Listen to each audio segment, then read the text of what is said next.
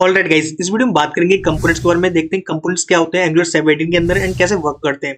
तो बात करते हैं कंपोनेंट्स के बारे में। तो कंपोनेंट्स बेसिकली आपके यूआई बिल्डिंग ब्लॉक होते हैं जो आपकी पूरी वेबसाइट को बनाने में मदद करते हैं। एग्जांपल लेते हैं कि मान लो आपको एक कॉमन नैप बार है, तो आपने नैप बार क्रिएट किया एंड आपके पास कोई 4-5 पेज है, लाइक स्लैश अबाउट पे कुछ अलग दिखाना है, स्लैश कॉन्टेंट पे कुछ अलग दिखाना है, स्लैश स्किल्स पे कुछ दिखाना है, स्लैश शेयर पे कुछ अलग दिखाना है। तो आप क्या करोगे कि एक नैप बार बनाया जो कॉमन था उसको क्या करोगे, यूज करोगे। ठीक है, इससे क्या होता है कि आपका जो कोड होता है उसका रिजल्ट बचती है एंड जो कंपोनेंट होता है उसको अगर मान लो आपने कुछ चेंजेस करने हैं तो वो चेंजेस ऑटोमेटिक 4 जो 5 पेज बनाए उनके अंदर ऑटोमेटिक रिफ्लेक्ट होते हैं। ठीक है, तो ये आप कंपोनेंट्स को सिंपल सा एग्जांपल होता है। अब इस कंपोनेंट्स को क्रिएट कैसे किया जाता है अपने एंगुलर 17 के अंदर। तो चलते हैं, कंपोनेंट क्रिएट करने के लिए कमांड फायर करनी है। तो आपको लिखना सिंपल सा ng and generate GENERAT and component. ठीक है, एंड फाइल का नेम तो कंपोनेंट, लाइक आपको क्रिएट करना है एक प्रोडक्ट कंपोनेंट। आप सिंपल लिखोगे प्रोडक्ट नाम से। आप चाहते हो कि भाई इसको और शॉर्ट कर दिया तो आप लिख सकते हो NGGC एंड प्रोडक्ट। इसमें आप जी का सिंपल जी लिखोगे एंड कंपोनेंट का सी लिखोगे ओनली। ठीक है, इससे क्या हो जाएगा, आपका कंपोनेंट क्रिएट हो जाएगा। तो कंपोनेंट क्रिएट हो चुका है एंड मुझे 4 फाइल्स मिल चुकी है। तो 4 फाइल कौन कौन सी है देखोगे तो इसमें फिल है dot component dot CSS, dot component dot HTML, dot component dot spec dot TS, dot component dot TS। तो ये 4 फाइल मिल चुकी है। ठीक है, अब मैं क्या चाहता हूँ, इस कंपोनेंट को यूज करना है बिकॉज ये कंपोनेंट आ तो गया है बट इसका कोई रेफरेंस नहीं है। ठीक है, इस वेबसाइट से इसका कोई नाता नहीं है। अगर मैं इसको देखूं अपनी वेबसाइट में तो इसका कोई भी इसका मतलब नहीं हुआ ना, तो इसकी वजह से मेरी फाइल में कुछ चेंजेस हुए, कुछ भी नहीं हुआ। अगर मैं कुछ भी लिख दूं इसके अंदर, लाइक मैंने कुछ भी लिख दिया, ठीक है, अगर मैं इसको सेव करता हूँ देन यहाँ देखो कोई भी चेंजेस नहीं हुए। बट इसी चीज को मैं यहाँ करता हूँ, यहाँ पर अपनी ऐप डॉट कंपोनेंट CS के अंदर। तो इसको मैं रिमूव करता हूँ पूरे को डेटा को एंड यहाँ लिखता हूँ कुछ H1 लाइक हाई एंगुलर 17, ऐसा कुछ लिखा मैंने। देन मैं सेव करता हूँ। यहाँ देखना कि पूरी की पूरी प्रोसेस चलती है। ठीक है, चलती है क्यों, क्योंकि हमने इसको लिंक किया हुआ है अपनी प्रोजेक्ट के अंदर, तब ये काम कर रही है। यहाँ देखो तो हमें क्या मिलता है, हाई एंगुलर 17 जो मिलना था हमें वो टेक्स्ट मिलता है। ठीक है, ये बार रिफ्रेश हो जाए तो रिफ्रेश कर लेते हैं इसको। मे बी शायद टाइम ले रहा हुआ। ओके, लोड कर रहा है, चीज सेव करते हैं एक बार। इससे क्या हुआ, दूसरी बार मिल जाएगा हमें। ओके, अब चेंजेस मिल जाएंगे मेरे को।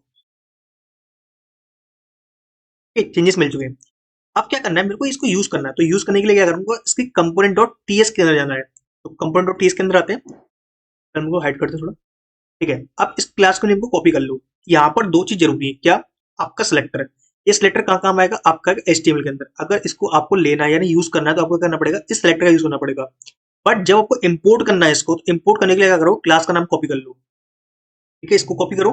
देन आओ आपकी कौन, जहां पर आपको यूज करना है। मेरे को यूज करना है क्या, ऐप कंपोनेंट के अंदर।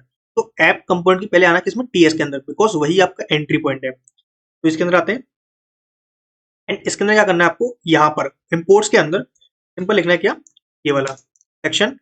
इसको इंपोर्ट कर लो तो इंपोर्ट हो जाए कहाँ से, slash product slash dot component से। तो ये कौन सी फाइल है, डॉट TS वाली फाइल। ओके, तो क्या करना है आपको, जाना किसमें, HTML के अंदर, जहाँ इसको यूज करना है। अब ये इसका देखोगे तो यहाँ कोई इंपैक्ट नहीं पड़ा, मतलब कोई यूज नहीं हुआ इसका।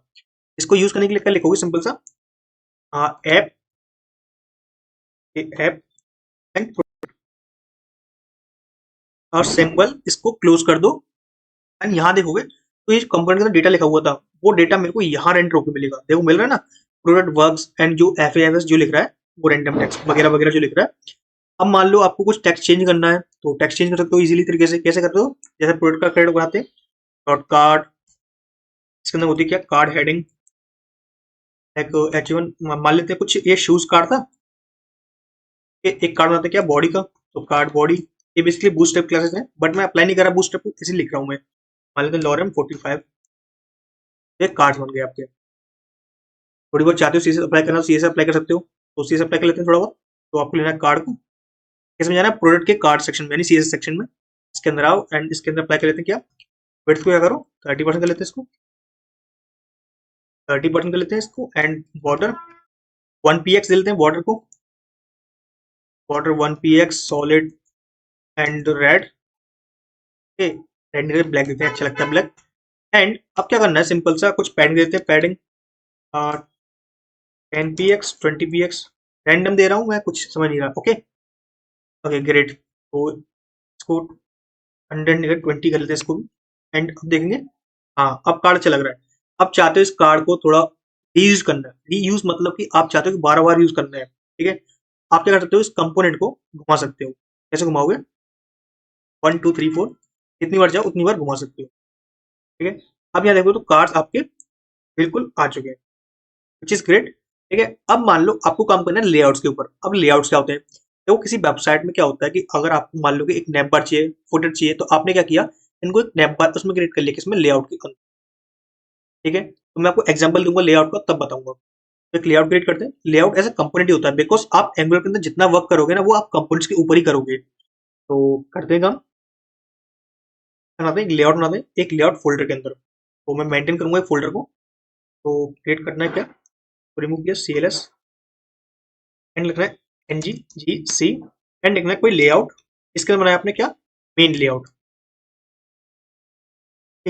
मेन लेआउट बनाया आपने, सिंपल सा लेआउट फोल्डर बनेगा इसके अंदर, ऐप के अंदर, एंड उसके अंदर एक कंपोनेंट बनेगा किस नाम से, मेन लेआउट के अंदर। तो चलते हैं, अब मान लो इसको हम क्लोज कर देते हैं। ठीक है, इस लेआउट के अंदर एक फाइल आपकी main dot component dot HTML। ठीक है, इस लेआउट का कुछ बनाते हैं, लाइक आपका एक नैप बार था, H1 नैप बार, एक H1 था आपका फुटर। फैमिली वेबसाइट क्या होती है कि एक नैप बार टॉप पे होता है, एक फुटर होता है जो आपका बॉटम में होता है, उसके बीच में कंटेंट होता है, यही होता है ना। ठीक है, तो मान लो कि ये आपका कंटेंट था, मान लो एक लिखा हुआ है H1 मेन पेज। ठीक है, अब चाहते हो कि इस हिसाब से मेरी वेबसाइट बने, यानी कि मेरे को नैप बार मिल जाए, फुटर मिल जाए, और मेरा कंटेंट जो है इसके बीच में आ जाए, ऐसा कुछ चाहते हो आप, है ना। तो आप यार तो इसको पहले इंपोर्ट कर लो। इंपोर्ट करने के लिए क्या करोगे, इसकी जाओ कंपोनेंट में, तो कंपोनेंट में आना है, इसके फाइल नेम को कॉपी करना है, देन जाना है किसमें, product dot component dot TS के अंदर। ठीक है, इसके अंदर आए, एंड इसके अंदर आपको इसको डालना हो, इसके अंदर डालना है, सॉरी इसके अंदर नहीं डालना, ऐप के चलते, बिकॉज ऐप के अंदर दिखेगा अच्छी तरीके से इसको। ऐप कंपोनेंट डॉट टीएस में आते हैं, देन इसके अंदर इसको इंपोर्ट करते हैं। इंपोर्ट करने के सिंपल लिखना है आपको मेन लेआउट डॉट कंपोनेंट, इसको इंपोर्ट कर दिया, एंड अब चलते हैं किसके में, मेन लेआउट की टीएस में।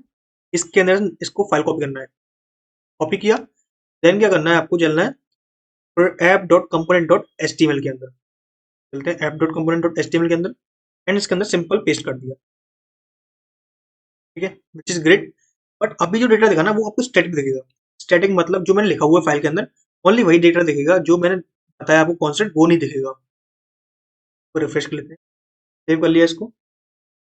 तो कुछ दिखा क्यों नहीं भाई, तो देखते हैं क्या नहीं दिखा भाई। चलते हैं इसके अंदर, चेंजेस तो हुए थे कुछ, दोबारा चेंजेस देखे या मिल चुके, nap bar footer and main page. यहाँ पर देखोगे तो यहाँ पर मेन पेज है ना, ये मतलब मैंने खुद नहीं किया, ये क्या स्टैटिक था, मतलब कि मुझे चाहिए था ये मेन पेज क्या मेरे हिसाब से है, मैं जो लिखूँ इस फाइल के अंदर, ऐप के अंदर, मुझे वो डेटा दिखे। मैं चाहता हूँ कुछ भी लिखना तो वो दिखे मेरे हिसाब से। अगर मैं चाहूँ उसको 10 जगह यूज करना, तो 10 जगह मुझे मिलना चाहिए। मान लो आपने एक जगह यूज किया, एक जगह और यूज किया, कैसे, ऐसे। तो आप चाहते हो इन तीनों डेटा में, यानी कि तीनों के तीनों जो मैंने पेज बनाए, तीनों तीनों कंपोनेंट बनाए, इन तीन कंपोनेंट्स में जो मेन लेआउट मेन पेज है ना, ये अलग दिखे, डिफरेंट दिखे। ठीक है, एक तरीका तो है कि आप इसको प्रॉप्स के थ्रू करो, बट अभी हम प्रॉप्स के थ्रू नहीं समझते, अभी हम समझते हैं किसके थ्रू, स्लॉट्स के थ्रू। बेसिकली अदर फ्रेमवर्क में उसको स्लॉट कहा जाता है, एंड यहाँ पे कहा जाता है उसको NG कंटेंट। ठीक है, समझते हैं। मान लो एक HP लगाते हैं क्या, HR। ठीक है, HR से मालूम पड़ेगा कि हाँ ये अलग है, थोड़ा यूनिकनेस दिखाते हैं इसको। एंड अभी हम देखते हैं, सेव करते हैं इसको, तो एक हॉरिजॉन्टल लो आ जाएगी, आ गई। अब इसको चेंज करते हैं इसको मेन पेज को, तो आपको चलना है किसमें, ऐप मेन लेआउट में। इसके अंदर आना आपको, इसके अंदर आने के बाद जो मेन पेज है इसको रिमूव कर दो। यहाँ पर आप क्या लिखोगे, NG कंटेंट। ठीक है, अब आपने जिसको ऐसे यूज किया था ना, ऐप मेन लेआउट को, ऐसे यूज मत करो। आप कैसे यूज करोगे, एज अ टैग, जैसे आप यूज करते हो ना H1 को, P को, ऐसे इसको यूज करो। चलिए, अब इसके अंदर बीच में टैग लिखो, क्या आपका, H1, hi this is Krishna. ऐसी तीनों को कॉपी कर लो, तीन जगह पेस्ट कर दो, और अलग अलग कंटेंट लिख दो जो आपको करंट लिखना था, like hi this is Shyam, hi this is code with, and simple save करोगे अब। ठीक है, अब सेव किया, तो अब यहाँ पे देखना आपका चेंजेस। तो एक बार रिफ्रेश हो जाए अच्छी तरीके से, देन आपको दिखा पाऊँ, देखो, hi this is Shyam, hi this is code with Krishna, and hi this is Krishna, which is great, because देखोगे यहाँ पे डायनेमिक डेटा दिख रहा है। आपने एक लेआउट क्रिएट किया, एंड लेआउट के अंदर आपने इसको यूज किया। ठीक है, तो आई होप आपको एक NG कंटेंट का कॉन्सेप्ट क्लियर हुआ होगा। मैं आपको एक चीज और बताना चाहूंगा, मान लो आपके पास एक चीज और आ जाती है, एक चीज और आती है, इस नाम से कि आपको एक से ज्यादा कंटेंट यूज करना है। ये तो था आपका, इसने आपने यूज कर लिया इसके अंदर। मान लो आपको यूज करना था, एक क्वेश्चन यूज करना था, क्वेश्चन। मान लो एक कंटेंट है ना, एक किसके अंदर लिखा हुआ है, एक कार के अंदर लिखा हुआ है, एक डिव के अंदर लिखा हुआ है, डिव। इसका डिव क्या है, वो मैंने किया है क्या, हाँ भाई, इसकी सी एस एस के अंदर आते हैं। एंड इस सी एस को क्या करते हैं, थोड़ा अच्छी तरीके करते हैं, विड्थ लिखते हैं क्या, 100%। हाइट क्या करते हैं, इसको 20 VH का लेते हैं। और इसके बैकग्राउंड कलर देते हैं क्या, वो दे देते हैं। अभी देखोगे तो यहाँ पर हमें कुछ छोटी मोटी सीएस मिल जाएगी हमें, जो इसको दिखा रही है। अब मैं चाहता हूँ कि नैप बार के पास, नहीं, नैप बार के नीचे मेरे को एक डेटा दिखे, बट वो डिव के अंदर नहीं आना चाहिए। अब डिव के अंदर कौन सा डेटा आ सकता है, जो एनजी कंटेंट दिखे। कौन सा वाला, इस एनजी कंटेंट को दोगे, कौन से वाले को, इस वाले को। बट मेरे को चाहिए कि इसके ऊपर आए, यानी कि यहाँ डेटा आए। तो वो कैसे कर सकते हैं, तो आपको क्या करना है, सिंपल इस एनजी कंटेंट को दोबारा उठाना है। एंड यहाँ पे आप यूज करो क्या, नेमिंग स्लॉट का।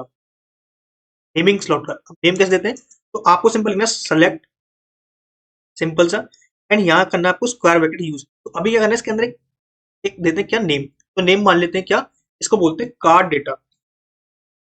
ठीक है, इसको उठाओ, सेव किया आपने। अब यहाँ देखना, अभी कोई फर्क नहीं पड़ेगा। अगर यहाँ देखो कोई फर्क नहीं पड़ा अभी भी, बट आप चाहते हो कोई डेटा फर्क पड़े, तो मान लो आपको रेंडर करना था क्या, यहाँ पर एक पी रेंडर करना था। पी का मतलब था क्या, content is mine, find P, it's work, and P, happy Deepawali.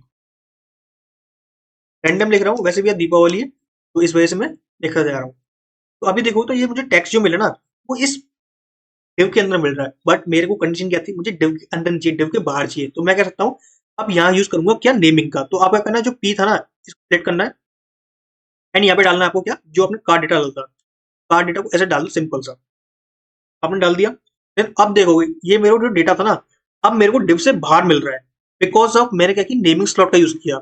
अब मैं आपको बता दूं कि एक फाइल के अंदर एक ही डिफॉल्ट स्लेट हो सकता है, यानी कि आपने जो स्लॉट बनाया ना, तो एक ही डिफॉल्ट हो सकता है। डिफॉल्ट कैसे पहचाना जाता है, कि इसके अंदर कोई भी नेमिंग नहीं होता। बट एक फाइल के अंदर एक से ज्यादा नेमिंग स्लॉट हो सकते हैं, तो ये नेमिंग स्लॉट कहलाते हैं। जहाँ पे आप क्या करते हो, स्क्वायर ब्रैकेट के अंदर आप एक प्रॉपर्टीज देते हो, उन प्रॉपर्टीज को डिफाइन करते हो कहाँ पर, आप यहाँ पर। जैसे आपने यूज किया किसको, पी के अंदर कार्ड डेटा यूज किया, ऐसा इसको यूज करते हो, तो इसको बोलते हैं स्लॉट्स।